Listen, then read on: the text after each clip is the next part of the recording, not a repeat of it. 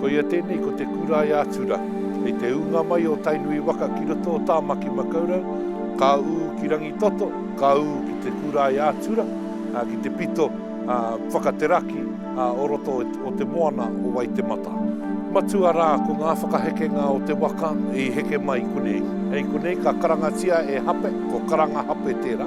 Aoti rā ko te takohatanga mai o te korotangi e kingi koroki i te tau 51. Hei taonga horopū moroto mai o te taure nui nei o Tāmaki Makaurau e pai heretia nei ngā rohe-rohenga o te waka nei o Tainui.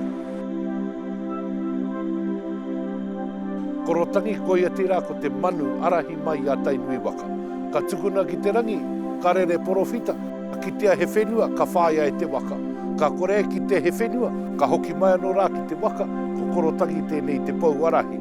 I whakapako kotia, ko ia tēnei ko te tohu whakarua o tēnei taonga tupuna o te korotangi.